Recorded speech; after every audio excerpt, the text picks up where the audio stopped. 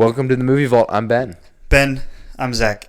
And today I came out of my car and I realized I walked down your driveway up to your apartment. I realized I spit like on your sidewalk, and it's a shared sidewalk, right? Yeah, it's shared with like all three of the other people who live in the Was that city. Inappropriate? I mean, did anyone see it? Not yet, but someone might. Today we're going to review a film called Operation Finale from 2018, and we have a very special guest with us, a longtime friend, mentor, and deacon at our church, Ethan Leonow. He's been wanting to be on the podcast since he heard about it. For about a year now. And we finally got him on the schedule of long overdue. Many people that have been on in the last year. So you're saying he's kind of like a Make-A-Wish kid? Yes. That's exactly right. Wish come true right now. Yeah, we heard he's about to have a kid, and we wanted to get it in right before. So hey, we can do it after I have a kid too. True, and then your kid can be on. That's right. Coco Melon. I will raise him to be on this podcast. 20 years later, that would be funny. No, age 5. Well, yeah, that's true. What's the youngest person? As soon as he can speak. Toby was on the podcast. He was like 9 or 10 when he was on. Probably. So he could be the youngest person on the podcast. I don't keep track of their ages anymore. Yeah. That had to be a short episode. Yeah, it was about 15 minutes. It was about Minecraft. Minecraft ethics. That's not even a movie. No, it's an outside the vault episode. Oh, okay. Yeah. Yep. It's not a film. We did not give him the privilege of being on a film. He did not ascribe to that yet. Today, we are reviewing, like I said, Operation Finale, which is actually a Netflix film, I believe. Is it? Oh, is it? I didn't realize that. So I use a downloader. I give that information out pretty freely. It said, dum dum. Like I didn't see the red in. Well, I rented it on Amazon, so it's no longer. I purchased it on YouTube. It was. Really? Yeah. Oh, so maybe it was distributed. Yeah, no, you're right. Netflix. No, the international. It was internationally distributed through Netflix, so that you probably somehow got your hands on an international version. Well, I get it from all countries, so I have access to all the countries. What language did you watch it in? English. Oh, okay. Yeah, and then whatever else other languages were in the film as well. You know what really disappointed me that I didn't realize until after I finished watching the movie? I thought for some reason that Christoph Waltz, the actor, directed this movie, but it's actually a guy named Chris Weitz. So I was like, oh, this is cool, because Melanie Laurent is in it. Yes. And so they're all an Inglourious Bastard, so I was making all these connections, but then that was actually not true. You watched the credits and... Yep. I was like, wait, Chris Weitz? I must have just like briefly saw the name and equated the names as the wrong one. But yeah, this movie was made in 2018. $20 million budget. It made about its... generously it made its budget back, just about. And it stars Oscar Isaac, Ben Kingsley, Melanie Laurent, Lior Raz, Nick Kroll, and a lot of other people. Yeah, Nick Kroll comes out of nowhere. Yeah, you're like, what? Doesn't he? The Parks and Rec guy? What? Yeah, when he showed up in the intro credits, I was like, great, this is about to be the most inappropriate comedy I've ever seen in my life. That's right. And he was pretty serious. I think the most unfunny thing he says, or it was at the dinner table, he's just making a joke, and it wasn't funny. But just his face makes you think he's going to say something funny. Yeah, and it's in a movie about Nazis, and it's just like, this is uncomfortable. Yeah. I'm not sure what to feel at the moment. Yeah. But yeah, and Oscar Isaac, honestly, this was before a few of his latest shortcomings, in my opinion. What are his shortcomings? I think a big one, the one that put his face on the map, was Moon Knight, right? Which is the limited series by Marvel. I don't know that put his face on the map. I think he was in the one Star Wars movie. Yeah, he's Poe Dameron. He's Poe Dameron in Star Wars. The 3 Star Wars movies. Yeah. Okay, I received that, but I'll say it kind of made him bigger. Yeah, I mean, that's fair. In some sense. Yeah. Yeah, but yes, he had his rise in the late 2010s. Big in the Disney-verse. Yeah, he's really in popular culture. So for him to be in this kind of film, it's a little bit different. I've watched Ex Machina, right? Yep, Ex Machina. I watched 2 straight Oscar Isaac movies because last night I watched Dune Part 1, which he is in. Oh. And so is everyone else in Hollywood. Mm-hmm. And then Dune Part 2 just came out this past Friday. Yeah. So, which I'm not going to spoil the film, but I don't know if he's in the film or not. So I'm not really sure. Have you seen Dune? I have not. Okay. It's worth watching. Well, we'll talk about that later in movie highlights. So, directed by Chris Weitz. Ben, could you give a little Oh, you're putting me on the spot because I just revealed that I have no idea who this guy is. So he's worked with his brother. I see. So his brother, when I look, they American. He's the American Pie guy. Yes. Wow. Yes. A cultural icon. Yes. Truly. But What it wasn't a just shift. him.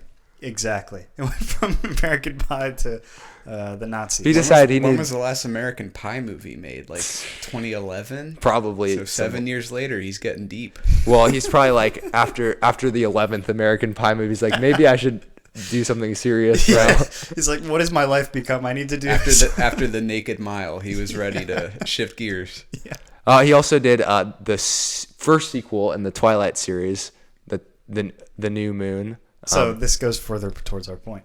Yeah. So it looks like maybe he was, and then he directed this movie called A Better Life, and then there was like a 7-year gap. He wrote Rogue One. Co-wrote. Oh, really? It's an interesting connection just because of the Oscar Isaac being in the new franchises as well. But I'm glad he did this because Rogue One is the greatest new age Star Wars, I guess, accomplishment or entry. So Why do you call it New Age? Just kidding. the new well, new age spirituality or new age of Star Wars, because it could be either. But it's almost like another tragedy where everybody's going in the suicide mission, sort of like this. Anyway, this film is a very serious film, despite many of the actors in it, and it's about this thing called the Operation Finale, and the Operation Finale essentially is a heist of a person, and this person is the former leader in the Nazi party who was responsible for many deaths, like 6 million deaths, I believe, like responsible for almost all of them. And he played a pivotal role in World War II, and he survived right after World War II, and he was hiding in Argentina. And this group has to go in and extract him, but do it the legal way by getting him to sign off his life, basically, and go and stand a fair trial in the U.S., I believe, or not in the U.S., in Israel. Yeah. In Israel. I don't mix those up. Don't worry. I do not. They're not interchangeable. That's the film. And Oscar Isaac's on this team, and the great Ben Kingsley plays Adolf Eichner, right? Eichmann, that's right. And they just have a great dynamic throughout the whole film, and it's really essentially about the team and kind of their interpersonal relationships, and then Oscar Isaac and Ben Kingsley's characters and kind of how they play off of each other and almost manipulate each other into getting what they want based on really their family connections are kind of the motivations that are driving them, both of them. So, Ethan, what made you choose? Because you chose this film. You're one of the rare guests that we've had in the last maybe almost year and a half where we let you choose a film. They just got out of hand. You trusted me. We did. Yeah, we never know what. Hopefully I didn't break your trust. No, it was good. I still have sick. to cough. Yeah. He's coughed the last 3 episodes. So what made you choose it? Well, I watched it maybe a year or two ago, and I was really surprised by it. It was a bit of a whim, and I've always liked historical movies, but yeah, I was really surprised by the quality of acting and just the way they developed the story. And it was one of those times where I had no bar going in, and then I was satisfied at the end of the movie, which is pretty rare for me. Now, when you are searching for a film, do you come across one that has a good trailer or a good movie poster or actors or director? Because I'm assuming when you watched this, it was on Netflix? I think it was, yeah. And I watched it without my wife. Okay. And she was really mad at me the next day when I said I watched a movie and that I really enjoyed it. And I thought she would enjoy it. And she's like, well, then why didn't you wait? And I was like, because I had to watch it then. Yeah, I didn't know that you would enjoy it at that point. Yeah. Yeah. No, I think I do judge a movie by the cover sometimes, or I've heard about it before. And I hardly ever watch a trailer because I don't like the way trailers are made anymore. I feel like they just tell the whole plot of the movie, and then you have no need to watch the movie. Mm-hmm. So what I usually do is, if it looks interesting, I see an actor I like, or I am drawn to the historical type movie, Yeah. So if I see a guy in a Nazi uniform, it's probably going to be something I'm at least going to step to. But then I'll read reviews and see if it's well regarded. Sure. And then if it is, which surprisingly, this movie doesn't have great reviews. It's only in like the 60s on Rotten Tomatoes. Yeah, I believe 68%. Yeah. We can talk about that. Yeah. But yeah, I usually don't want to waste my time watching a movie, so I do a little bit of research before starting it. Okay. Yeah. I think that's a better method than I do. I usually just look at what's famous. And a lot of times I'll find myself getting into a film where I have to stop it because it's so stupid. Yeah. Or too artsy. No films can be too artsy. All right. Well, but that's the first disagreement. But yeah, that's true. That's probably a little bit different from my methodology.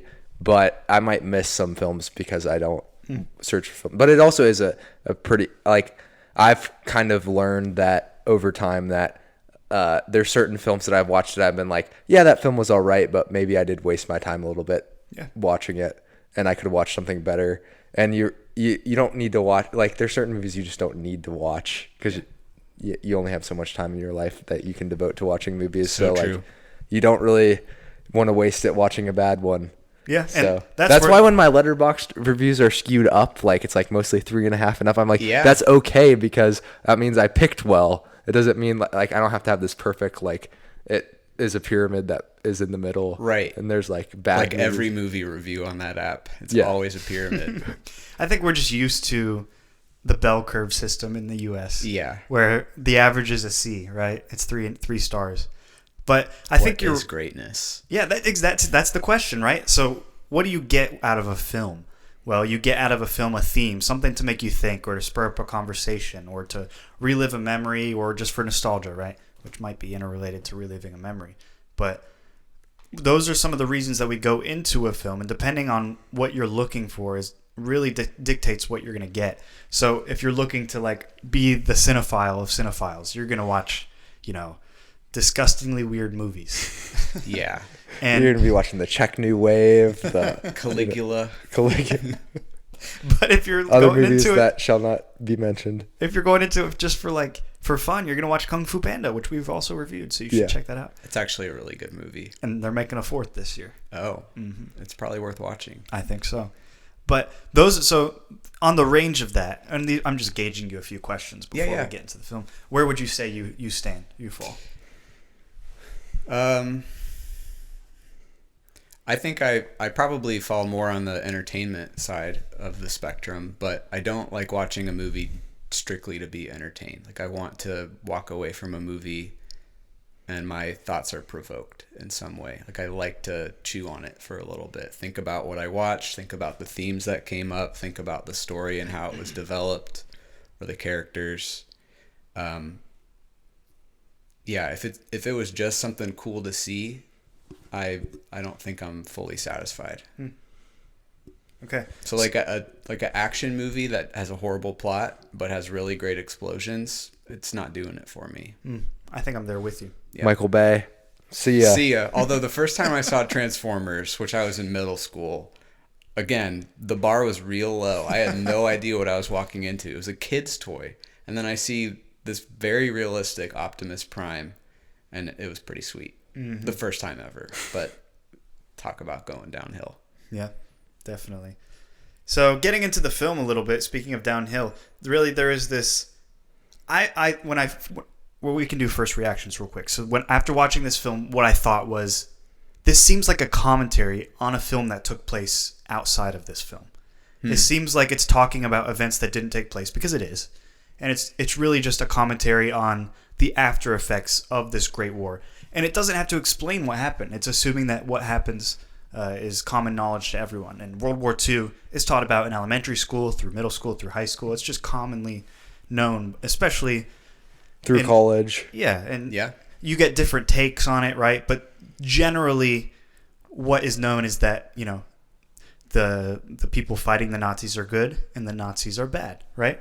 And the epitome of evil has become known to be Hitler, right? When anybody says that they're bad, they're like, well, at least I'm not as bad as Hitler. Or Hitler is used in jokes. Hitler's just become this evil figure, almost like a replacement of Satan. And I think it's really just all of these how do you say that? Colloquial. Colloquial. Insert my voice colloquial. Things in terms that we know and use and that are common knowledge to us are assumed as the baseline for this film. Yeah. And it's built on top of it. And it feels like a commentary on what our culture thinks about those events. Yeah. Which is very serious. Yeah. Well, it's also bringing to light a lesser known story from all those events in World War II and the Holocaust. And I think we're taught a lot about those events, but we're not necessarily taught from the vantage point of surviving Jews or Jews whose families were killed. So in that sense, it's kind of unique, the historical piece of it. Mm-hmm. Yeah, because you bring together this team of people, and there's different points in the movie where they all reveal, I lost this person, I lost that person. Right. And there's a key emotional moment in the middle of the movie where Oscar Isaac's character reveals who he lost. And that's kind of like a huge, and it eventually gets actually turned on him a little bit. But like, we don't often think of it from that personal level. We see the number 6 million, right? And that's like, obviously that is enough to be like, that's a huge tragedy. But when you really like zoom in and look at people's stories and how it impacted them, and generations to come, really, right? It is quite impactful. Yeah, I thought when the prime minister comes in right before they're sent to Argentina, and I'm curious, sidebar, but I wonder how they casted that guy and if that's what the prime minister actually looked like, because he was an interesting looking man. But when he comes in and he's like, the Jewish people have never been able to judge their oppressors or their enemies, and he's like, please don't fail. That was such a powerful moment. I did feel that. I felt that exact same thing. And it gave dire consequences to it, because if they don't complete this film, or this mission. If they don't complete the film. Guys, we got a doctor. All hope will be lost. He does actually look like that, by the way. That's awesome. I'll show him real quick. But if they don't complete this mission, then justice doesn't get served and their story is lost. Those are big things, because this is one of the biggest stories that's happened in the last few centuries. Yeah, I mean, maybe even more than that. And it's one of the most crazy mass deaths or genocidal events that has taken place ever. Right. I mean, obviously we know of crazy things happening in biblical accounts, even in medieval times. But like, from what we have documented, this is the biggest thing. Yeah. And also that it was so targeted. Like, I think you might point to other events, and it's either a smaller number or like it's less targeted on one specific group of people. Yeah. Yeah. That was, and then they also paint the picture of like sort of a Nazi movement in Argentina, and that's one thing that's taught a lot when the Holocaust is taught, is that the reason it's so important that it is taught and that people remember it is because you have to prevent something like that from happening again. Right. And I actually read this book, Mouse, for one of my classes. Oh, the comic book? Yeah. Yeah, I read that in college too. Yeah, so about the Holocaust, so it's kind of refreshed my memory on certain things, but that's also a good book that presents the Holocaust from a Jewish perspective, and also shows some like father-son relationship trauma in the midst of everything. So it's a really interesting book, but that's kind of it. Is that what you got out of it? I don't remember. Oh, that was 12 years ago. Okay. That's not bad. I still own it, but yeah, I don't remember what I got out of it. In high school, I read this book called Night by Eli Wiesel, and it's one of the most famous Jewish stories of World War II. And it was just the story of this, I forget who some of the main characters were, but these people just had to like hide in houses, and like they were constantly sought after to be killed, like just killed, because they're running from the law, and that's to the Nazis that was illegal, and that deserved death, and they were supposed to be put in these camps to work, be slaved, or killed eventually by gas. And the stories are just, we can't even imagine what that was like, right? And the horrible events that happen, we wonder, like, how could anyone do that? Right? How could Hitler do that? That's why Hitler became this iconic figure in our culture, in pop culture even. How can anyone do that? And then we think, like, well, is one person responsible? Or are many people responsible collectively, right? How can we just assimilate our mind to that type of thinking and just be a soldier to it, just be compliant to it, or be part of this big group think that is just so evil? And that's a tough question. Yeah. And that's what this film kind of wrestles with.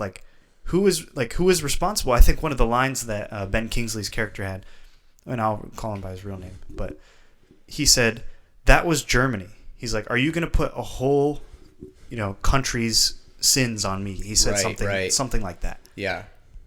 And they're basically saying, yeah, kind of. You were given orders, but you followed through with those orders. And even though he also backtracked, and secretly tried to get some of the Jews to other countries, even though the countries reject those Jews. Allegedly. He said he did. Yeah, even though he tried, maybe. That is still not, he still did other things that were compliant with the Nazis. Right. And that's a tough question because his family was probably also on the line. Well, it's interesting because I wanted to bring this point up, but you know how they keep playing flashbacks of him trying to clean the ink off his sleeve? Yeah. And at the end it builds and shows that full timeline. I think that ink on his sleeve is a symbol in the movie. That's how he thinks of Jews. They are a stain of ink on his white shirt sleeve that he just wants to get off. And so when he goes to the pits to kill or to oversee the killing of all these Jews, that's what is going on. He's removing a stain from the country of Germany. But yeah, how does someone get to that point of seeing such a large group of human beings in that way? Yeah. And I think of that scene where the woman was holding her baby up, yeah. Right? And they just shoot right away just to get it done. Yeah. And that's where he got, the stain on his shirt and stuff like that. And just thinking, that's probably, I think he mentioned, I got the baby's brains on me. Yeah. Which is a disgusting depiction of what happened. Right. And he says he might take the kid if it was from a friend or of a person of value. So he sees no reason to save that kid's life at all. Yeah. Yeah. And you can see that he has never walked back to any of these beliefs either, because his son has completely bought into all of the ideas and is involved in that underground Nazi movement in Argentina. Yeah. Which it might be sort of at points I felt like it was kind of distracting from the main movie that they would go back to that, but I think they kind of needed it there just to balance it out with something else. But I am curious, if that was a real thing in Argentina. In Argentina, or why Argentina is a landing spot, because all the conspiracy theories of Hitler still being alive. Right. Usually I don't know. Argentina. I didn't even know European people lived in Argentina, let alone Jewish refugees. Yeah. So that's a huge thing. That's a huge question that I've always thought about when it comes to World War II. And you have to wonder, Peter Malkin, he's kind of falling for this story, right? Because as an audience, we don't believe the story, because we can see these flashbacks. We can see that he didn't raise his son in the ways of being sympathetic towards the Jews. So how do we know as an audience that we should not trust him? But Peter Malkin is definitely falling for him. And I'm wondering why, because Ben Kingsley, his argument, I didn't think was that strong. Yeah. I think he was saying, can I see my kids again? That's all he was saying. I have a family. He's trying to relate. He's trying to dig a little, make a little connection, dig a hole. Well, I think the way the movie progresses in that is really subtle, but I think it's actually really effective, because when Peter is first sent to watch Eichmann, he sits kind of in silence and is very distant from him. And early on, every time he's in there, he's sketching pictures of his sister. So you can just see he's haunted by this revenge that he wants and justice that he's seeking. But as their interactions progress, he moves closer and closer in proximity to Eichmann, and they start talking, and he feeds him, and then the first time Eichmann asks him, "Is my family okay?" he totally ignores him, walks out, leaving, and having that power over him of being able to not give him the satisfaction of knowing. Well, the second time he asks him, he says, "Yes, of course they're okay." And Eichmann like he breathes this deep sigh of relief, and that's the first time that Peter sees a human side to him. Otherwise, he's just been this project basically of we need to get him. And then a couple scenes later, he gives him a cigarette, and the first time Eichmann takes a puff of the cigarette, he's like so relieved. So he sees another glimmer of his personhood. So I think over time, the movie develops. Peter is seeing this man more and more as a human, which is in contrast to Eichmann never seeing him as a human. He's always someone to be manipulated, always someone of no value and lesser than him. Yeah. And did you believe what Eichmann said about him not really ascribing high value for any type of human? Where he calls everyone animals, not just the Jews. Yeah, maybe. And he just believes he has sharper teeth, as he put it. Mm-hmm. Maybe. So it's, I mean, really... I know that was like a natural selection type mindset was part of what influenced the Nazi belief system. Yeah. And yeah, the Mein Kampf has a lot of that influence. Yeah, there's a lot of, social Darwinism was a huge underlying influence of Nazism. And I have the line here, we're all animals fighting for scraps on the Serengeti. Some of us just have bigger teeth than others. Yeah. That was a line. I literally is that your life verse? No. Gonna get a poster of that? Not in the Serengeti. When I think of Serengeti, I think of the song Africa by Toto. Yeah. Which is just completely inappropriate for this podcast, but... Yeah. But that's what that song's really about. Yep. The deeper meaning of it. I bless the rains down in Africa. What does that mean? Man, could you imagine if you saw someone with a bumper sticker that just said, we're all animals on the Serengeti fighting for scraps. Some of us just have bigger teeth. You'd be like, I'd never want to meet that person. No. I saw the Ithus thing with the legs and the tail, and it says evolve or something like that. I don't know. I think it says Darwin or something. Yeah. It's just like, what's your point? Right. Anyway. So yeah, Peter Malkin is falling for it. So I'm wondering, did they not send their best Israeli agents to do this mission? It feels like one of them can't control himself in public with people. Yeah. So they have to send him to go take a walk. And then Peter Malkin, it's falling for this guy, the guy that is responsible for killing his sister and her kids. I don't know that he is ever presented as that good of an agent, because it seems like, is he the one who's at the start of the movie, the very opening scene? Yeah. Is he responsible for having killed an Austrian guy who was not Eichmann? There was a because they blame him later when they are considering bringing him into the mission, and I forget who, but someone's like, no way, he messed up that one mission in Austria, and they actually killed. So if that happened to me, I don't know whether I could go back to work. I'd be like, my career's done. I don't know, that they kind of just brush by that a little bit, but there is that I guess baggage that he brings. Yeah, it's interesting though, because they call him impulsive and trigger happy, and he's not that way when he's responsible for Eichmann. He's he's in contrast to other people on his team that are hotheads and just want to kill this guy, and he's like, no, let's take our time, let's figure out how to get him to sign these papers. So I thought that was really interesting. At the beginning, he's treated as this guy that can't keep his cool, but he keeps his cool pretty much the whole movie, maybe to a fault. Yeah. I mean, there had to be better. I mean, this is a film. Well, you have to remember, Israel had only been a nation for about 12 years at this point. Was it 1948 or so? I don't 49, somewhere around the end of World War II, when Israel was formed as a country.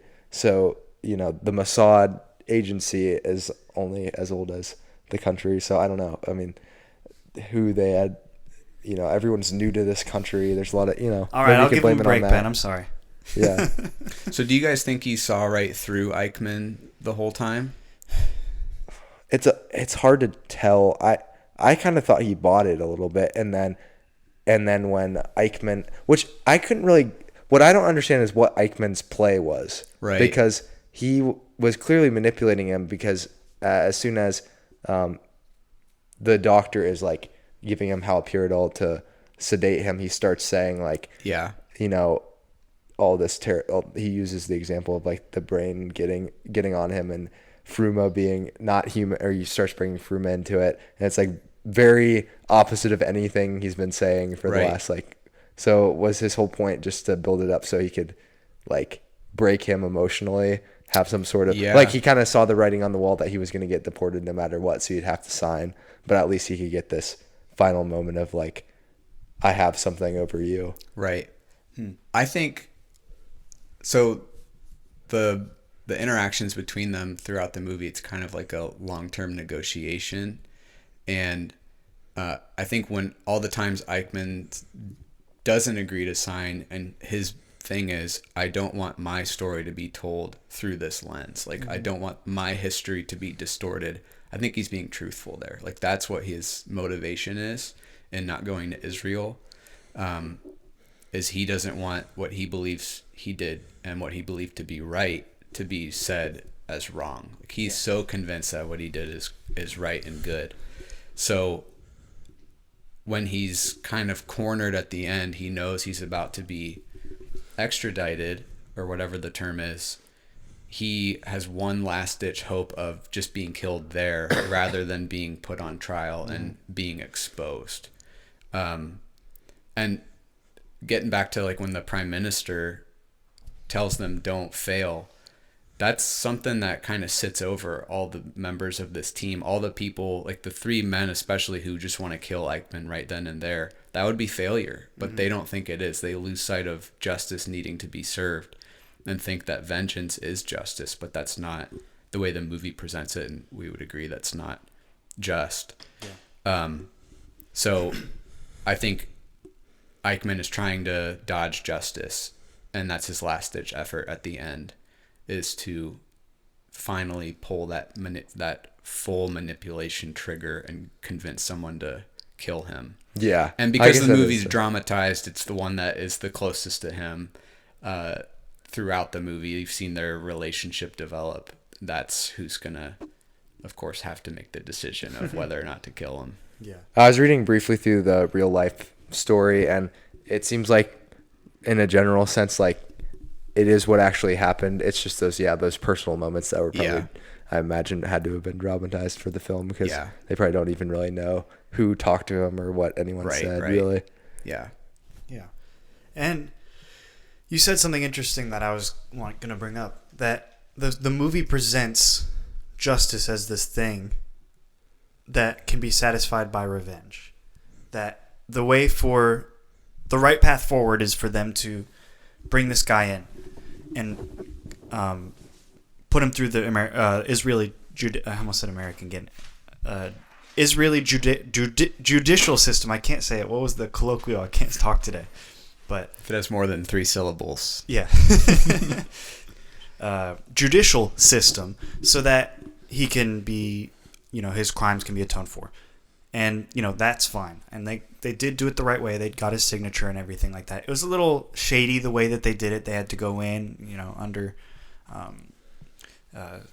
just really shady circumstances to get him to do it and almost force him into it. They held him captive. That was the part of the movie that confused me the most, was all the details of like breaking into Argentina. Yeah. Some of that stuff kind of just went over my head, but it did seem like it was a challenge. I got that. Yeah. Yeah. So what do we think about that idea? Maybe not like, we don't have to give our personal views. I think I think all three of us are against like pure revenge. Right. But what do we think about that idea of like killing someone because they killed someone that's close to you? In this film, as an individual, like an individual person doing that? I'm saying like Malkin's character trying to, he was about to kill him, right? He was like very tempted in that moment when Eichmann was kind of manipulating him and using certain phrases about his sister and her death. I'm wondering, in that moment, Eichmann thought that he should have killed him, and then also there was another member of the team that was trying to kill him the whole time. Like, let's just beat him out of it. If he dies, he didn't care. Right. So, what do we think about that idea in the context of this film? Yeah, I mean, I think when they're on the Airplane, I think, is like right at the end, and Hannah, the girl, confronts Peter about almost like he wants to talk it over, hash it out, and she's angry with him because he almost ruined the mission, killed Eichmann, and she basically says, you're selfish, like it's all about you, it's all about your pain, and you lost sight of the mission. I think that's what the movie has to say about it, that carrying out individual revenge is not just, but justice needs to be carried out on behalf of the people, not on behalf of a single person. And he was eventually hanged anyway. Right. Rightly, I think. And it was under the approval of people who have been, elected into office, whatever their system is, that has been assented by the public, right? So for a certain category of, sin or murder that he's committed, and it's on a global scale, right? He killed millions of people. So that kind of way of revenge is almost less revenge and more justice. But it is still kind of revenge, right? It's revenge of a nation. So it's like the prime minister is like, go catch this one specific guy, right, and bring him in, and we're gonna get revenge on him for our nation being. Or not. Yeah, they weren't a nation yet. I don't know that I see that as revenge because it's different. Yeah. They've never been able to have a person who responsible for the Holocaust answer to it. They've all killed themselves or escaped and gone under the radar. And finally, they have one guy who was a leader who they can bring forth and present the evidence and say, this man is guilty of this. Yeah, and so in some senses that is... I think that would be more justice. I mean, when you talk about a justice system, that's what it's supposed to be. You're supposed to identify the person who did something wrong or evil, and you're supposed to prove that and then make an example of it so that everyone sees, like, this is not something that should be repeated. Obviously, it can't, like, just like revenge, like, it can't heal. It doesn't heal all the hurt. Like, there's no way it could. 6 million people died. This guy, he's one guy, and he may have been responsible for it, but it's just one guy who dies. People are going to move on with their lives, and the hurt's still going to remain, but they can at least rest knowing that, in some senses, people didn't get away with it. Like, right. They're not. People talk about the death penalty, and they did. I mean, in this movie, they had an example of, like, they did kill the wrong guy. And so when you have somebody who's out there as, like, a vigilante judge, jury, executioner all in one, you're going to have a way higher percentage of killing the wrong person than you will when you have a system that will still maybe sometimes get it wrong. But hopefully a small minority of the time. And in this case, there seemed to be, like, so much evidence that it's like... Yeah, almost proved itself just by him being there. Yeah, and I think that makes sense. I agree with you guys both. I'd like to challenge it a little further just to say, do you think it was right? This is just like a very large abstract moral issue. Do you think it was right to pinpoint all of Nazi Germany's wrongdoings on one guy who wasn't even the leader of it, who wasn't the guy who started it or initiated it, but propelled it, sure. But was just the only guy that they could find. But he was a guy that, like, had an active role in making plans on how to execute all the Jews. Yeah. He wasn't just a Nazi soldier who killed a small handful of Jews. He's the one that came up with the plan and signed the paperwork and issued the orders for how to do it. Yeah. I'm not saying I don't think I would agree that he's responsible for every one of the 6 million lives. Like, I think that was a collective thing, but the blame and of course he's answerable for the crimes of his nation, in an indirect sense, and is deserving of justice for that. Yeah. I think it's a bit of hyperbole that they use to say that he was the mastermind of the Holocaust, and that he was responsible for all 6 million lives. But at the same time, Hitler could never have carried out the Holocaust if he didn't have his inner circle of people around him, and they didn't have people under them. And so it becomes a collective thing. But the higher you go, and the more responsibility that you have because you're the one who's creating the orders. And in some senses, like coercing the people under you to go along with it because you hold the power. Yeah. Yeah. Okay. Yeah, I mean, I get that. And then another big thing was, a big claim by many of these former Nazis who have come to be under trial is that they were forced to. Yeah. And I know in Eichmann's case, we have evidence that he really didn't care for the Jew. So he probably was doing it for his nation. And he even mentions that he didn't want to see his nation die. He's like, aren't we doing the same thing? When he was talking to Oscar Isaac. And what do we think about that idea specifically? Of just carrying out orders for the claim. Yeah, just because, I mean, there were probably some people in that case, what do you do? I mean, if your family is really dependent on you to carry out this task, like their lives are at stake, that's a very, very hard decision to make. I'm gonna ask you guys. Yeah, what do you think about that? From a Christian perspective, yeah, not claiming that majority, or I don't know if any Nazis would say they were Christians. I'm sure some would, but from a Christian perspective, they are more answerable to God and His laws than they are to Nazi Germany and its laws and orders. So if there's a conflict between the two, they have to choose the higher. So just saying they were following orders doesn't make them innocent of what they did. And you have to think that there were soldiers who had these thoughts and were like morally conflicted, even if they weren't Christian, because, well, unless they were trained in such a way that they had already had all of the moral sort of conflict hardened out of them. I don't know how they trained soldiers in Germany, but I have to imagine that not all of them were like just heartless killers. Right. But most people probably kind of folded because I think in our natural state, we kind of just fold under any sort of pressure and fall back on our instinct to survive and for our family to survive.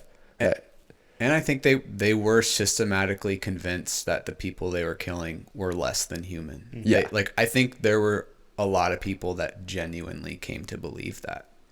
And so when they were killing Jews, they didn't think it was that any worse than putting a dog down or setting a mousetrap.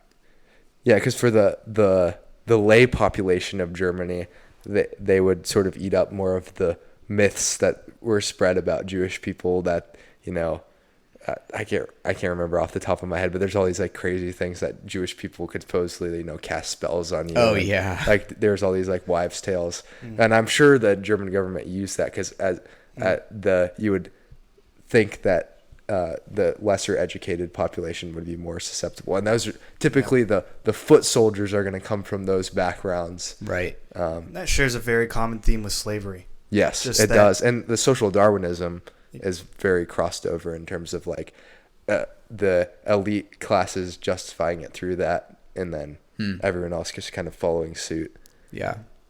Yeah, and propaganda, the power of it, really influenced a lot of these things to where I've heard of Jews that believed some of the propaganda just because it was so strong in Germany. There were Jewish people who were like, there was like the Jewish police who would like round up Jewish.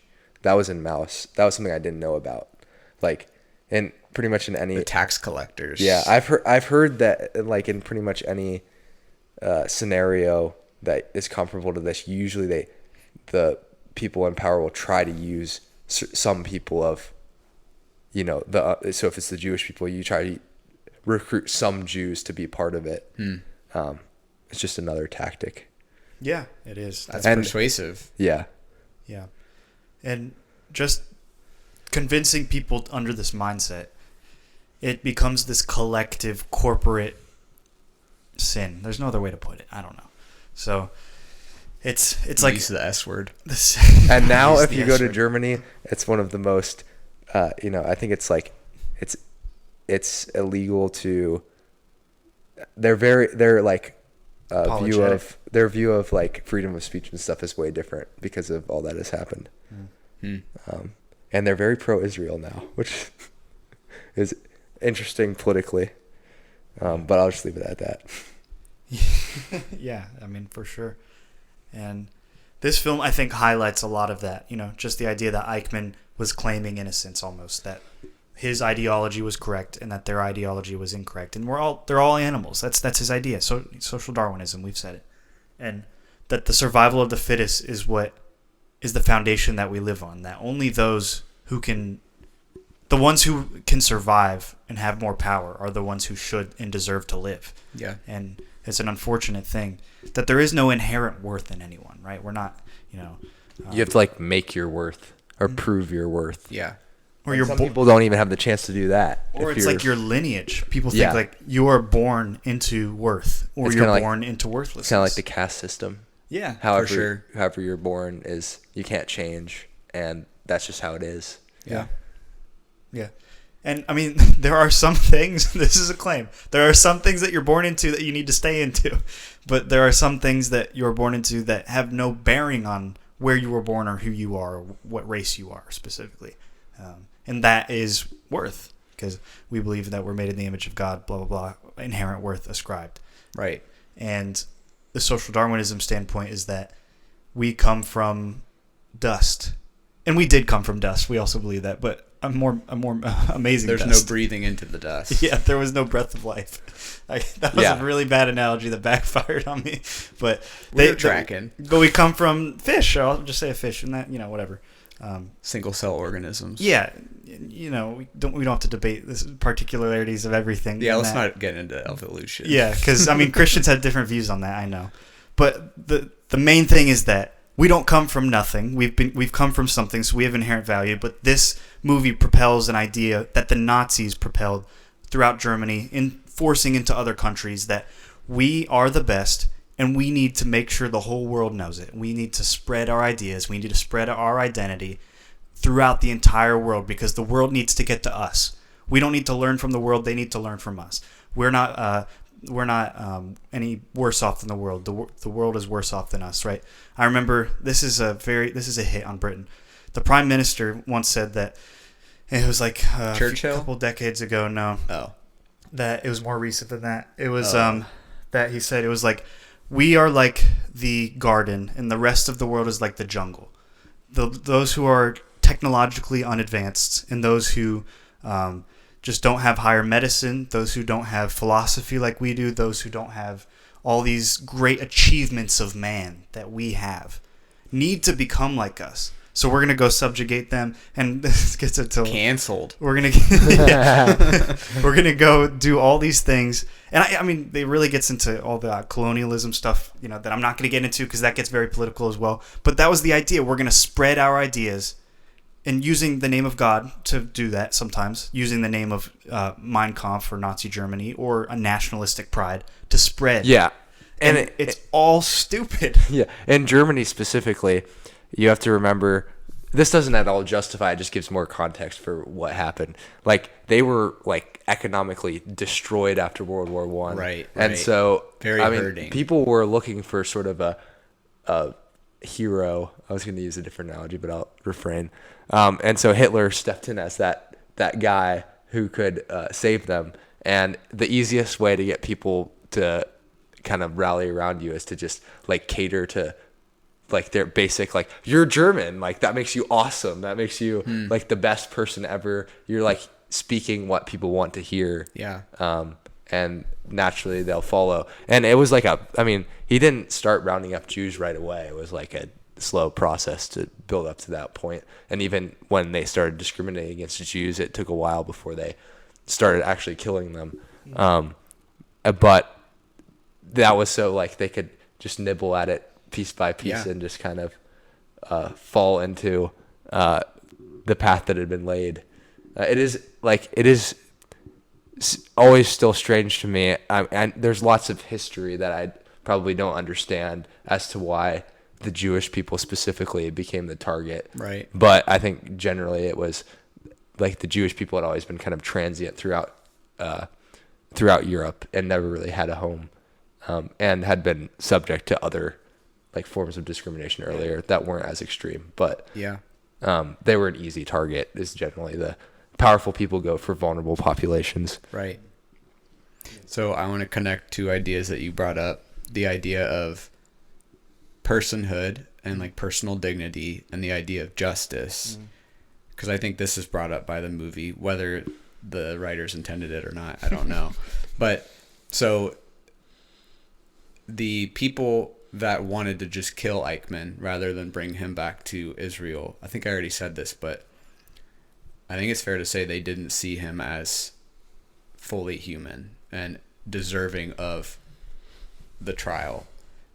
So it did require, so like seeing this transformation of Peter and him seeing him as a person as time goes on, even though I think his perspective was flawed and manipulated, I think there's something powerful there of he comes to see Eichmann as a human being, and that seeing a person as a human being and having dignity is a reason that we want justice to be carried out for a person. Like just killing a person without any trial or making them answer for their wrongs actually takes dignity away from that person that is inherent in who that person is. So I think that even there's a part of the justice on its behalf of the Jewish people against the perpetrators of the Holocaust, but it's also a person needs to answer for his crimes. There can't be an easy way out, but you have to be able to see that person as a person in order for that to happen. Yeah. And there was also some political pressure as well to bring him in. Yeah. So I feel like that all played a role in them getting him in pretty quickly. And it seems like because there were mixed views on the team. Some of them wanted him dead right away. Some of them wanted him to go through the trial. And those mixed views, all of those people lost family members. Right. They were all treated inhumanely. But the ones who wanted him to have a trial realized that he's also a human. Right. And that this needs to be tested by values and principles rather than, honestly, the barbaric system that the Nazis were using in the first place. It wasn't an assassination mission. Yeah. And it was a kidnapping. It was just a transportation. Yeah. An unconsensual transportation. No, he did consent. He signed it. He did consent. That's true. It was an Uber. Yeah, exactly. Informed consent. Yeah. So, and they can't. I mean, you got to realize, I kind of was hoping that they'd say this in the film, and I was expecting it. That no, we can't treat him the way that he treated us. We can't have to, Zach. True. I guess that would be too straightforward. Too on the nose. So, the idea that Eichmann would have not let them stand a trial, and he didn't. He killed them. He would just barbarically destroy them, shoot them, the baby. And they were willing to bring him and go through all the trouble of getting him to sign it. They probably, if they kidnapped him and brought him to the country, I don't know if I, as a viewer, would look at that and think of that as wrong. Just after the initial watch, Yeah. But the fact that they actually waited for him to sign it, to do this the kind of the right way, through a system that is governed by many people, and it's not just me making a decision. It's not just Oscar Isaac making it about himself and his own hurt. So that's a great idea about justice. Yeah. And the fact that Jews were referred to as enemies of the state. So the mass killing that they show at the end, that was viewed by the Nazis as justice. We are killing enemies of the state. But they didn't get a trial. They were just put in a pit and shot. I can tell you they would not have gotten to 6 million if they had had a fair trial for every single Jew. Even if they were throwing every trial. Would have really slowed them down. Yeah. Yeah, so there's a huge contrast there. Mm-hmm. Yeah. So, I mean, in the film, maybe the film did kind of in some way mean to do that, just that, people need to go through a system. They can't make decisions. They can't be, as you said, Ben, the judge, the jury, and the executioner. Yeah. They have to be separate roles, almost like a checks and balances type of thing. Democracy. This is all modernistic. We're all moving forward. No. But yeah, and just the contrast between really, I mean, democracy has its faults, but it really is much in contrast to the totalitarianism of Hitler's regime. You can see the implications of it. These people are just making decisions. If you have power, you don't have any checks on you. Eichmann's character, or the real Eichmann, I shouldn't call him a character, just made decisions. He probably didn't have much oversight. Yeah. He just went out, and there were no laws and regulations of how to treat people. There were no, stipulations on this is the amount of people that we're allowed to, kill. Right. No, the goal was get rid of the Jews. Yeah. And however he did that in the fastest way possible, which he kind of talked to, he achieved that goal as best as he could. And he was proud of it. He was proud of it. So, it seemed like he knew the end of his life was coming. And I felt like in Ben Kingsley's performance, he was portraying a sort of martyr, where he has done his job for his country to survive for the sake of his children, raised his children in the ways, protected his wife, served Hitler, one of the greatest men that he probably knew in his mind, and his sacrifice that he had to make is that those people who don't agree with what he knows to be right, and I'm using air quotations for those of you that are just listening, are persecuting him for it.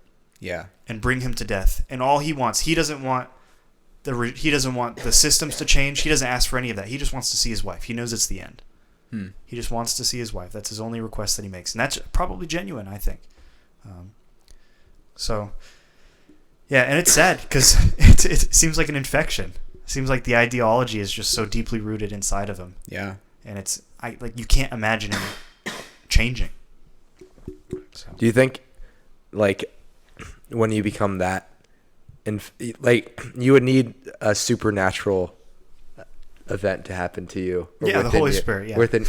In order to, because otherwise you have to face the fact that you are the worst person, among the worst people to ever live in terms of actionable evil done against people. Yeah. So you're saying it's like a defense mechanism. Yeah, to keep believing it. Right. Yeah, it would be, most people would probably just excuse me. I'm trying to make a good point and then I can't because I'm coughing. Well, why didn't he kill himself like the other leaders? What led him? I think it was his family probably. So he has these sort of instinctual drives to still maintain this life as a honest family man despite who he was. And he never, I don't think he ever really, I don't think he ever changes in the movie. He only shows, right. He only really lies. So yeah, there is no growth or really redemption for him at all. Not for him. No. So what do some of the characters maybe learn? Is there a learning curve in this film? Or learning arc? Learning curve is a different term. Yeah. I guess you mentioned do they change? Malkin. Maybe this is one of the weak points of the movie. It doesn't necessarily do an amazing job of showing people changing exactly, but Malkin supposedly, maybe we don't see it as much on screen, but you mentioned he was more of a hothead, and he becomes more calculated and selfless even though he still, I think, struggles a little bit with selfish intent at times. Yeah. But as the film goes on, I think maybe they missed doing a better job at it, but it's there. Yeah. Yeah, I think how he contrasts the other people on the team. He's the measured and calm one, and other people are getting angry and just want it to be over and patient and wanting to kill. I think that shows, like you said, Ben, maybe more of an implied change because we don't see a ton of him before this mission and why he's not trustworthy other than he made the wrong call of killing that guy. But that's not a small deal, but it was a very small moment in the movie. But I think when at the end, might not be necessarily a change, but I think it's the very last scene or one of the last scenes when he sees his sister in the crowd outside of the trial, and she basically leaves his memory is the way it's portrayed. I think that shows a resolution to this pain that he's had, and he finally is able to let that go and move on. There's definitely some growth or change there. Yeah, I think that I would argue the film is mainly about him and Eichmann. Yeah. And everyone else is sort of there to serve the plot. Yeah. Because Hannah, the doctor's character, who is also his love interest, kind of. Yeah. I think she's sort of represents the character on the team who like mainly has good intent, or is like portrayed as having always kind of being in the right in terms of the way that she thinks about things. She was just used to pass the Bechdel test. Other than she's the angel on the shoulder. Other than her past mission where she like accidentally did something wrong with the anesthesia or something, so they had to have a little bit of baggage. You told me to give Israel a break, okay? They were new anesthesiologists. I mean, we don't know how the medical schools were. That's they true. They were 1 year. It's a very new technology. Right out of elementary school. They were like, okay, you're a doctor. You go to It's like how did they decide? But yeah, most of the other characters are just kind of serving the benefit of the plot. I guess there's the Klaus and what's the girl's name? Sylvia. Oh yeah. That was actually honestly when that one scene where they have her like tied up. I'm like, it just went like 0 to 100 real fast. Of like, yeah, if you find yourself in a relationship with a guy like Klaus, I would say. And he takes you to a what was her Nazi dad? rally. Her dad let her still keep seeing him. I was like, yeah. What was? I mean, maybe to keep the connection. Like it was like, Right. but I would feel like as a father, It's dangerous. That's like a horrible position to put your daughter in. Yeah, and like Klaus, you guys, I would just tell you, don't ever take your girlfriend or fiance to a Nazi rally on a date. Not a good move. Like, I don't know how he was so disappointed with how she reacted. Like he had been so brainwashed that everyone would just like, because he just started talking about it to Sylvia and her dad like it was like another topic. Like, right. Oh yeah, like this sort of anti-Jewish rhetoric is just normal. And maybe in Argentina at the time it was. Yeah. I mean, it definitely was less taboo than here right now. Yeah. But there was a thing you mentioned, Ethan, that what Peter Malkin kind of learns from this film is, not learns, but his story arc kind of ends with this resolution with his sister. Yeah. I even think in the kind of credits where it's giving like, this is what happens afterwards, it says that he went to his mom on his deathbed and told her about the experience, that because he hid this mission from his mom until she was about to die, and her response was, I knew you wouldn't forget Fruma. So I think that kind of goes with what you're saying, that this whole mission was so that that memory of Fruma, knowing that she was killed, is able to go away in peace. Like, he'll still remember her, of course, but just that she needed to almost be avenged by real justice. Yeah. Because there's a way to avenge through justice, but there's also revenge, which is without. It's like forced justice by you making yourself the judge. He's restored dignity to her death, which was done not seeing her as dignified at all. Like she was killed brutally, her kids were killed brutally, without any hesitation, and that hangs on over his head as this thing. Like she was not even like disrespected is too small of a word. And then finally, when Eichmann is brought to trial, like there's dignity restored, and he can let that go. Yeah, because the only reason justice exists, obviously, it's a trait of God, and it comes down, and it's because of worth. If nothing is worth anything, especially in humans' worth, right? If a human is worth something, then justice needs to take place when something wrong happens, when sin occurs. Oh man, what? So to add to his character arc at the very end, when Eichmann finally plays his trump card and is like, my life is worth 6 million Frumas, I forget what her name, how you say her name. Fruma or something? Fruma. If Peter believes that, then he believes what the Nazis believe, that she is not dignified. She doesn't have dignity. So he's given a choice in that moment. Revenge equals lack of dignity, or bringing this man to trial equals dignity. And he has to choose that under pressure, but he chooses right. Yeah, and almost because someone else restrained him. Yeah. Yeah. So I'm glad that it's good to have people around you who know how to keep you in check. and that's also true. Representative of like the idea that totalitarianism doesn't work. Right. Hitler Because if just there needed was to be in nobody, check. if there was nobody, hey, maybe we don't do that. Oh, you're right. I guess we won't. You're fired. You're fine. Yeah.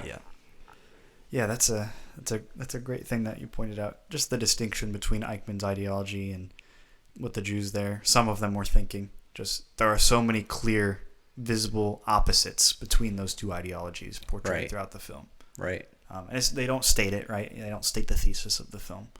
What do you think? This is a question we like to ask here on the Movie Vault. What do you think was the big question that was answered, or the biggest theme, or the main central point, or the center of the circle of Dr. Robert Caro? Oh, shout out. The center of the circle. The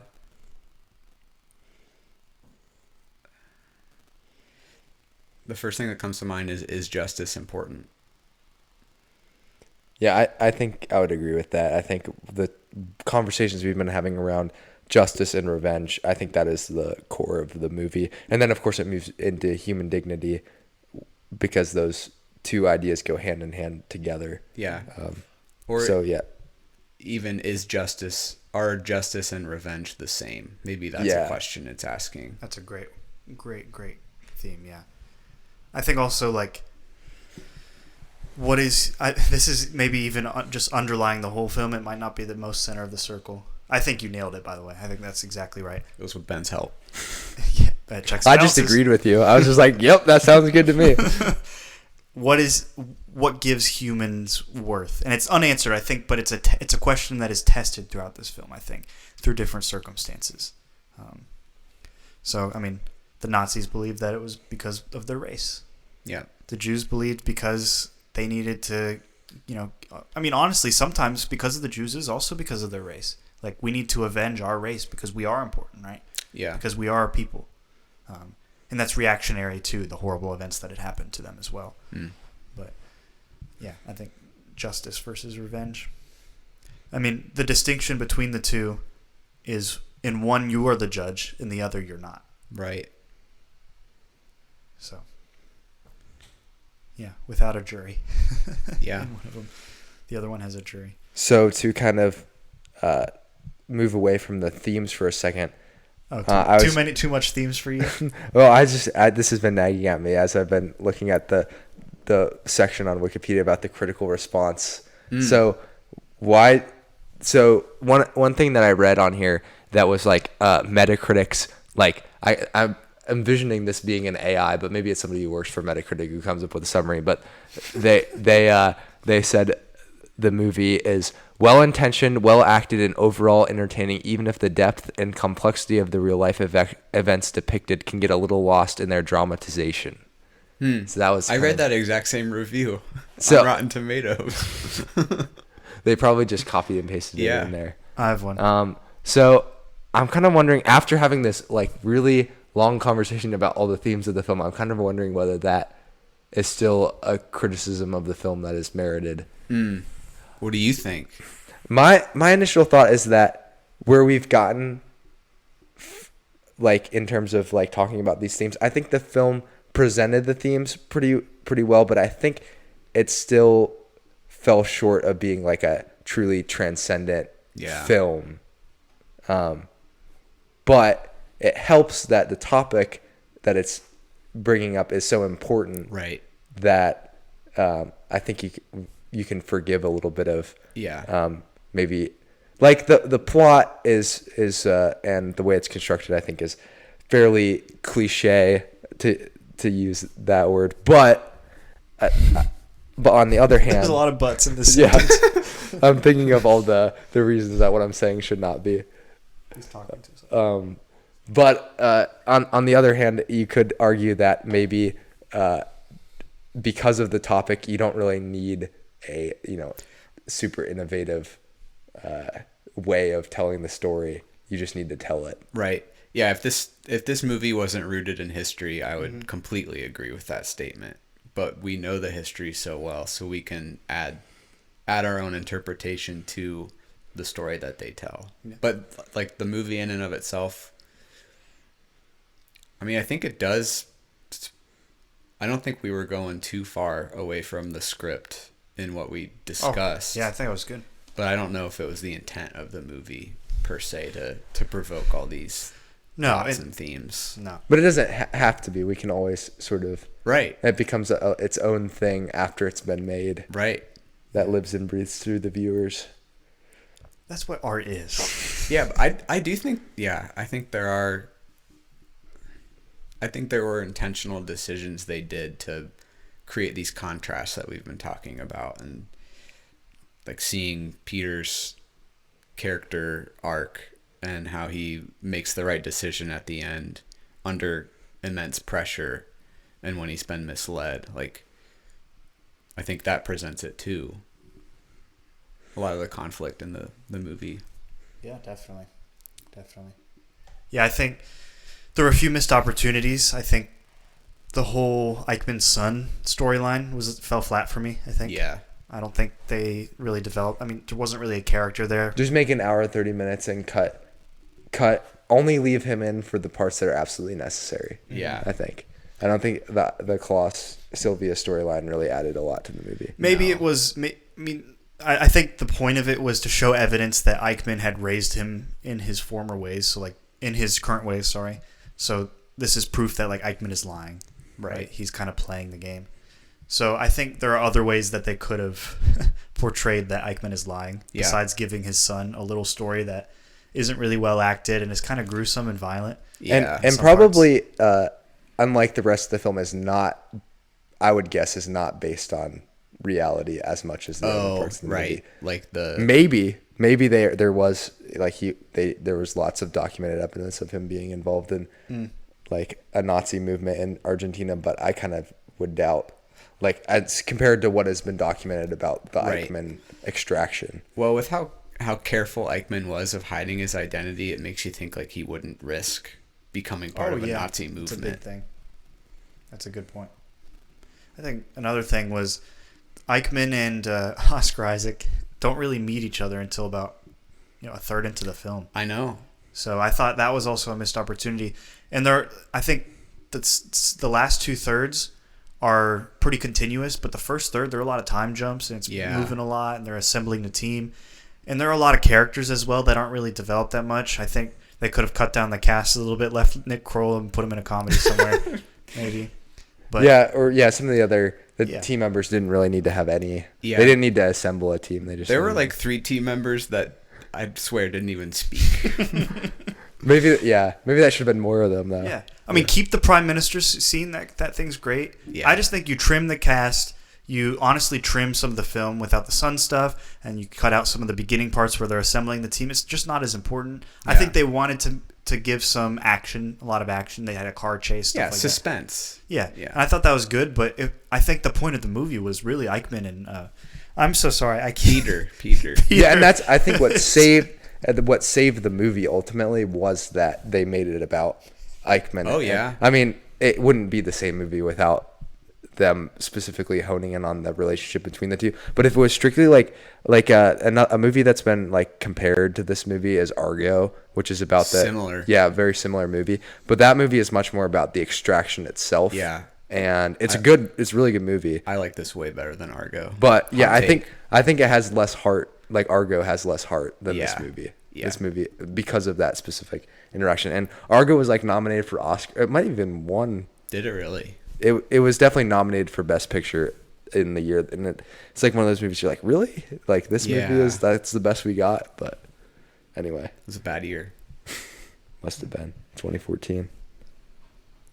Yeah. So was it 2012? 2013. Oscar winner, Best Motion Picture of the Year. Wow. Conspiracy. Ben Affleck also directed it, so he must have played the circles pretty well there to win that. Ben Affleck is one of the greatest actor turned director, screenplay writer in the movie business. I mean, I can agree with that. That's true. Yeah. He's got a pretty good resume. Mm-hmm. You ever watch Gone Baby Gone? No. That's a movie I've not seen in a while, but I remember it being good, and I think Ben Affleck directed it. I've seen Gone Girl. I thought that's what you were about to say. Did he direct that? No, He's just in it. Yeah. David Fincher. Yep. Gone Girl's probably a better movie, but Yeah, I think so. Yeah. So, yeah, I mean, it's a it honestly isn't a movie that you watch when you're trying to uplift yourself. Yeah. no. There are better outlets or vices, Right. but yeah, I think killer cast, Oscar Isaac, Ben Kingsley together. I think if you had more time with them, make their relationship a little bit deeper. Maybe even give them a real bond at some point. I don't know if they really had a real bond at all in this film. Yeah. My second time watching this, I thought that the speed at which Peter becomes friends with Eichmann was way too fast. The first time I watched it, it didn't bother me, but since I knew it was coming, it was like, man, he's they're working out together. This third scene of them together, you know? First scene they're not talking, and then 2 scenes later they're doing squats. Yeah, so maybe maybe they don't have to shorten the movie as much as they could have done a better job identifying of what the truly impactful part of the movie would be. Yeah. And it wasn't necessarily the actual extraction. Right. Because it was cool, but there's only so many ways you can make an extraction, especially when it's not. Mm-hmm. There's lower stakes in this extraction, I would say, than other extractions. It felt like a mesh of a few genres. I think it should have stuck to a genre. It could have been a political thriller. It could have been an interpersonal, 2 guys in a room type of film. It could have been a really big blockbuster action film. Romance. I don't think that was the thing that it had least going for it, but it did have elements of that. Eichmann and Peter run away together. That would have been a twist. That would have been such a twist. Yeah. But no, it's an interesting. We wouldn't be reviewing it if that's what we're into. It's like, I'll be like, it's all like right. Thanks, Ethan. Thanks for doing that. Yeah. It's like World War II Brokeback Mountain. Oh my gosh. That's stupid. Yeah, lots of I think we pretty much dissected what went wrong in some areas. What do you think was the absolute strongest point of the film? What do you mean by point? Anything. Like part of it? Yeah.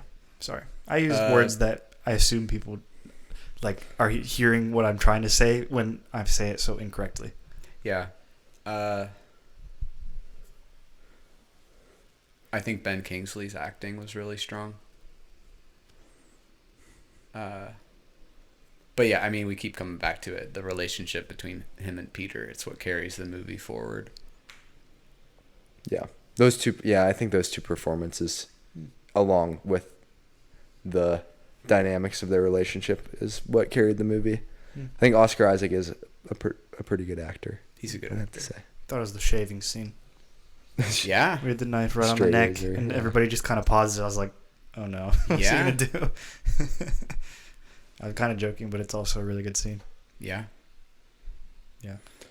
Do you have a favorite World War II movie?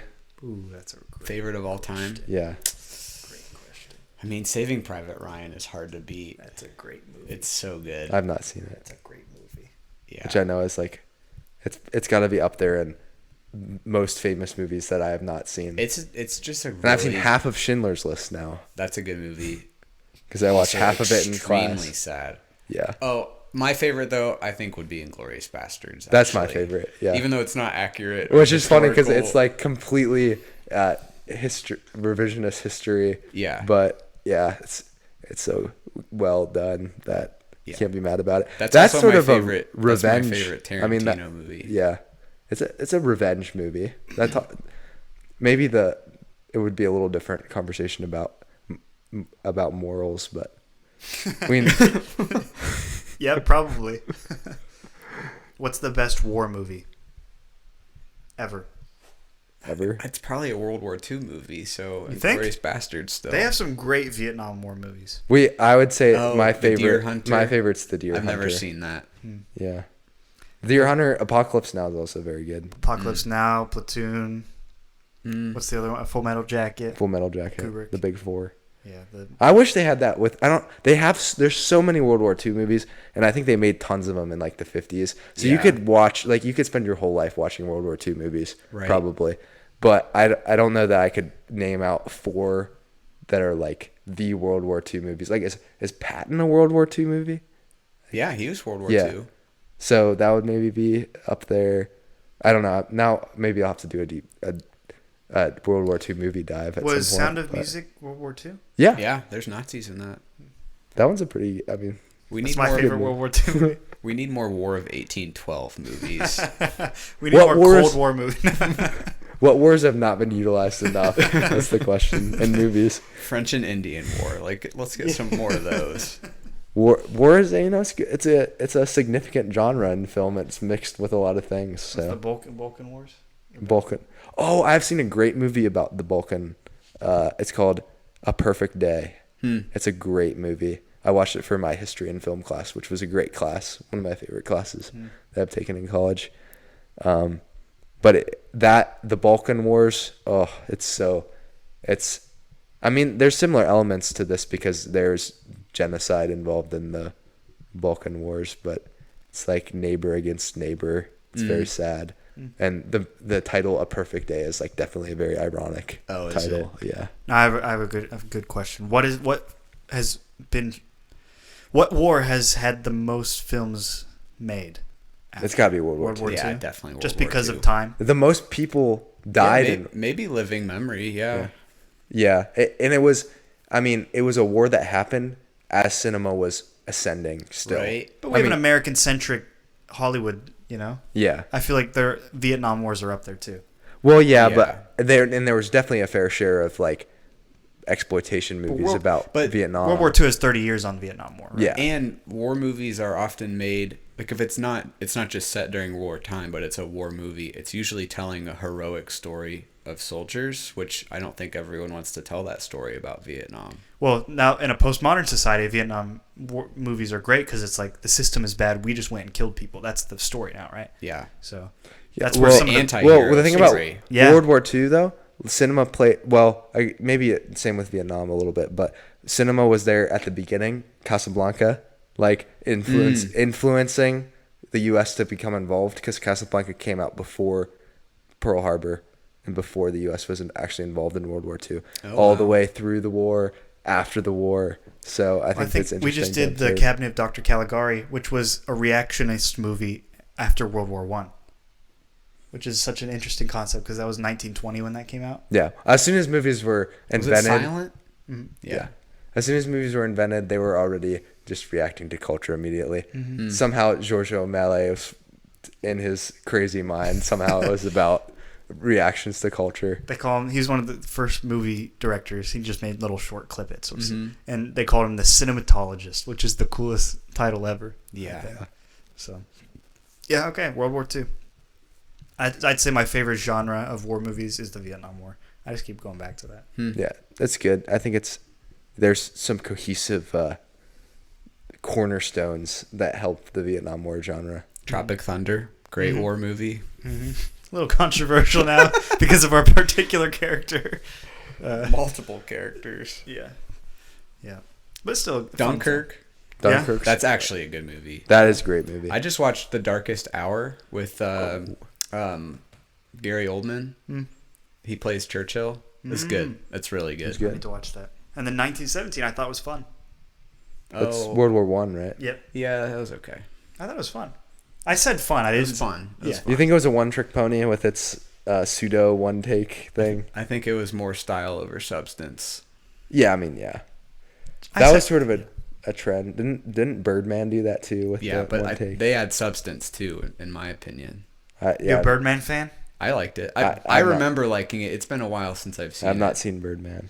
Now, this is a question we also like to ask. What is your favorite movie? Favorite movie of all time? Dude, I don't know. Oh, yeah. You came on a podcast and don't know your favorite movie?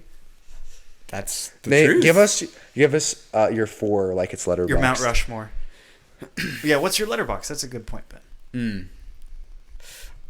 I can only Wait, can pick you four. put your favorite movies in that? Yes. Yeah. You put your top 10 or your greatest hits. You can only put four. I will say only 4. You have to pick your four. Yeah. One is Jurassic Park. For Wow. sure. Wow. I think that movie holds up. Yeah. It does hold up. The other 3, I really don't know. It's just Jurassic Park than the others. But that's not my all-time favorite movie. It's just it would be in. It would be in there in the mix. Yeah. Big Jeff Goldblum fan. He's great. I love him. Yeah. I just watched The Fly a couple months ago. Okay. I loved that. It was great. Yeah. And then what are a couple movies you've seen recently? The Darkest Hour. I mentioned that.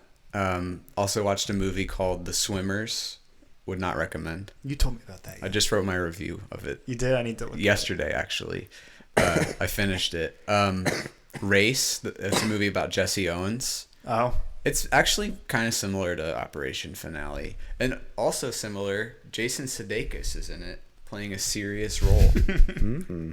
So it's like the Nick Kroll effect. I could not take him seriously, even though he's not trying to be funny. That's like when Jonah Hill is in serious films. Yeah, It's the same thing. Yeah. Or Will Ferrell or Jim Carrey. Adam Sandler. Kevin Hart. Yeah. I don't know that Adam Sandler's ever been in this serious role. Yeah. Oh, Uncut definitely. Gems. Some of his modern stuff. Uncut Gems is he's still kind of boisterous. But that's like his serious film. One of my favorite films is Punch Drunk Love. He's great in that. Did you see the movie with him when he is recruiting the basketball player? Oh, the Hustle. agent? Oh, or Hustle. It's good. I've not seen that. It's actually really good. Is that a comedy? No. Oh. Very serious role. Okay. He's married to Queen Latifah in that movie. That has to be a joke. I know, it's kind of weird, but Yeah. it's a good movie. It's not as weird as Lizzo and Jack Black being married in Star Wars. If you watch The Mandalorian season 3. Nah, I've never seen The Mandalorian. Jack Black Jack Black and are Lizzo both in that show. are the king and queen of a planet in The Mandalorian. Wow. Wow. What has our culture become? Disney's just trying to create a buzz on that. Yeah, they were. Which it was already the best show that they had, pretty much. So it's like, why did they need to create a buzz? I don't know. Oh, we watched the movie Naiad. Also would not recommend. So your system for picking movies has not worked out lately. I didn't choose all these. Oh, I'm married, guys. the wife. Which I don't want to fault her. Usually when we're trying to think of a movie to play, Maddie says, I want to watch something that's happy. And that's usually not the movie I go for, even though I like a story of redemption and overcoming adversity. And I recommended we watch Shutter Island, and that kind of ruined her impression of my movie picks because of the ending. Yeah. So that would be. I usually have to temper my wanting to watch something dark and cerebral. That is the classic. I don't want to stereotype, but the classic male-female dynamic that I've heard from lots of people is that. Because Emma was on our podcast for High School Musical. Yeah, excellent. Well, it does. It's like you're like, what? You don't want to just sit down and watch like Fargo or like that's not what you want to watch. Right. The Dark Knight. My mind doesn't compute. Let's go home and watch Operation Finale. So do you think that's going to be a struggle in your upcoming marriage? Oh, definitely. I mean, it already probably is. We don't watch a lot of movies together, I feel like. So actually, I haven't watched too many movies, which is funny because I've been sick. But I've been watching a lot of Twin Peaks, so that's why. Okay. But I actually but I've heard it's good. In my movie highlights, there's only a couple, but I actually watched the first episode of Twin Peaks, which I consider to be a movie because it's an hour. It was originally a film, right? Because then the episodes didn't come out. And I watched it with Emma, and she liked it.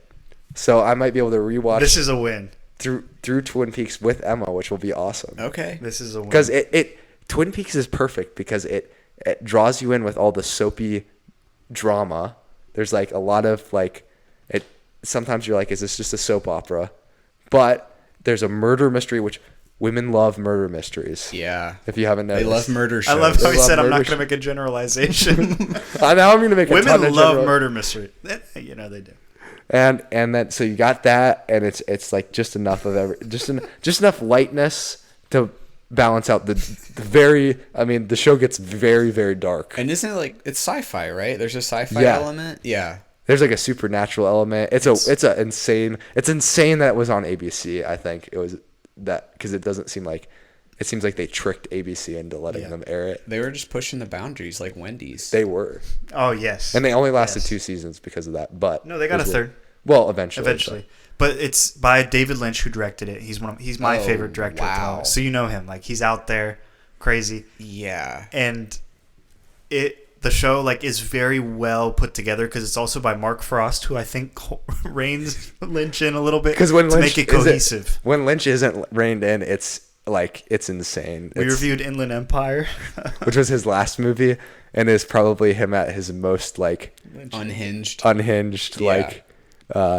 It's 3 hours of pure madness. Yeah, it's crazy. You just don't understand it. That's what it is. Like it's not appropriate. It's not made to be understood. Yeah. Yeah, if you ask me. But like there are some it's like a puzzle. It's like throwing puzzle pieces on the floor. That's what it felt like for 3 hours, and you have to assemble them all after the movie's over. There's no puzzle cover though. And there's then you're like, to assemble. I know, but like there are layers to the film that you'll discover throughout it. But he will not explain it to anyone. But then and of course it's very extremely way past postmodern. It's postmodern. Right. But it was so fun. Yeah, it's if you like that kind of thing, it's great. Then I watched Dune Part 1, which I already mentioned, and it was fantastic. Nice. Loved it. What'd you give that for stars? 4.5. Oh man. Oh wow. 4. Wait, it's you can give half stars? Yeah. You tap the star and you tap it again. Oh, hidden features. Yeah, they don't tell you. That unlocks a whole new range. Yeah. I mean, the difference between a 3.5 and a 4 is significant, or 4 and a 4.5. And this is just at the end. We always give the movies I watched the movie Burn for my comparative studies class. It has Marlon Brando in it. He's the main character. It's about colonialism, so that's why I had my ideas today. And then I watched Slumdog Millionaire. Oh, I started that movie and never finished it. It has Dev Patel, who's an up-and-coming actor. He's really great in it. I also watched Dune in preparation for I'm going to watch it on Saturday, part 2. Unfortunately, I'm working. So. Yeah. Watching it with people from our church, a lot of them. IMAX? No, not IMAX. You going for the full experience? No. We technically don't have an IMAX. You have to go to Indianapolis. Yeah. To get Really? the real IMAX. No. I found out. No, isn't that you're thinking of the... Oh, I'm thinking of the specific one for Oppenheimer. 70 the 70 millimeter. Okay, we do have IMAX. We have I'm IMAX. We have lying. IMAX. What is he talking about? And Daughters of the Dust, which is about many decades ago, there were these tribes that lived off of the islands, off of the Carolinas, that were former slaves that moved there, and they just kept the culture going. And it's just about them and their culture. So it was fun. I mean, it wasn't that fun, but yeah, those are the films I watched. And then this film, I still have yet to rate it and write my review. I'll probably write some of my thoughts today down on that. But Ethan, I want to thank you for being on, and thank you for being patient for coming on. It's been a while, and like I said, so yeah. Yeah, thank you very much. Yeah, this is great. This is probably one of the best moral conversations we've had in a while. Yeah. On the show, I would say. We just talk about fighting and punching and. Yeah.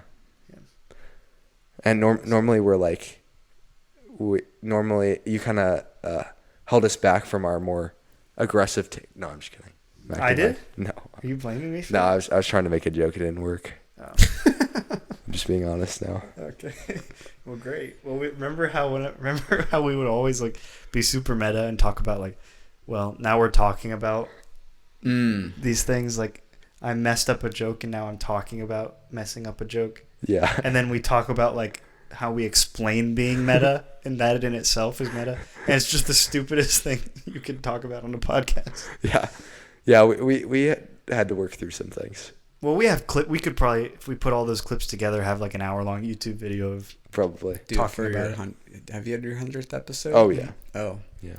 You should have done a little, like, how, like Seinfeld does their 100th episode, and it's just clips, the highlights. You should have done a highlights reel. So, maybe we didn't say this on the podcast, but we did a small party with all of our former guests for the last 100 episodes. Luckily, we didn't have a guest on every episode. There were maybe 20-something people that we had on the podcast. A lot of people came too. I think most of them came. That's great. Over 20 came.